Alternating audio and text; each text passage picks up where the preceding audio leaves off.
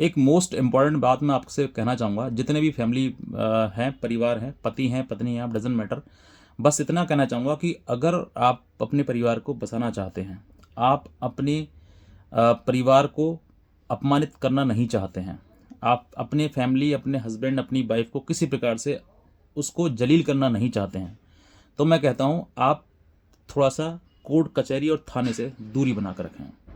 अगर आपकी लड़ाई झगड़े अगर कोर्ट कचहरी तक आ जाते हैं, तो फिर आप ये समझिए कि उस रिश्ते का अंत होना तय है। मैं इसलिए बता रहा हूँ क्योंकि कोर्ट कचहरी या थाने में आकर आने के बाद जो है, आप आरोप और प्रत्यारोप लगाते ही लगाते हैं। ये आपको ये नहीं सिखाता है कि आप जो है परिवार बसाने की कोशिश कर रहे हैं। परिवार तो आपका टूट चुका है। आपने न्यायालय में न्याय के लिए आए हैं, लेकिन कहीं ना कहीं आप झूठे आरोप लगाकर एक दूसरे को अपमानित कर रहे हैं। जब पत्नी पति के ऊपर आरोप लगाती है, तो फिर पति भी उसके ऊपर आरोप लगाता है।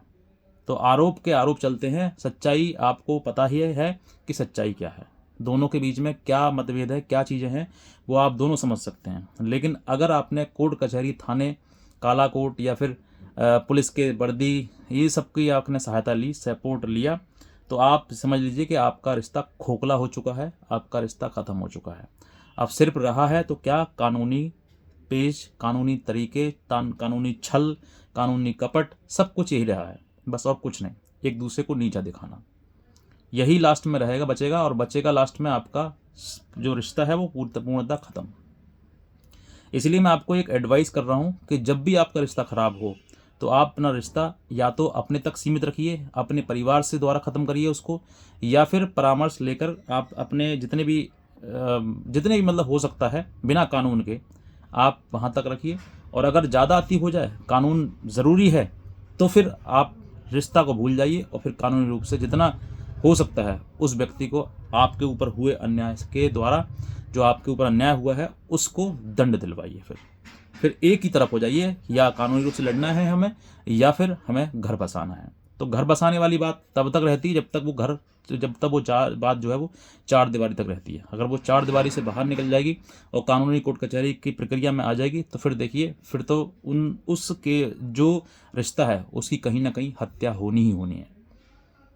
इसीलिए मैं कहता हूँ आपसे कि आप जो है कितना भी लड़ लीजिए, चार दीवारी में जितना लड़ सकते हो लड़ लीजिए, लेकिन चार दीवारी से बाहर करके अगर आपने एक दूसरे को सजा दिलाने के लिए, दंड दिलाने की प्रयास किया, कोशिश करी, तो फिर आपका रिश्ता ख़त्म हो जाएगा। आप एक व्यक्ति को नहीं पा पाएंगे जिस व्यक्ति ने के लिए आपने पूरे प्रयास किया था, शादी करी, खुशी खुशी आप उस घर में आए और खुशी खुशी घर में आपने रिश्ता बनाया, लेकिन अब उस रिश्ते का बहुत दर्दनाक अंत होगा।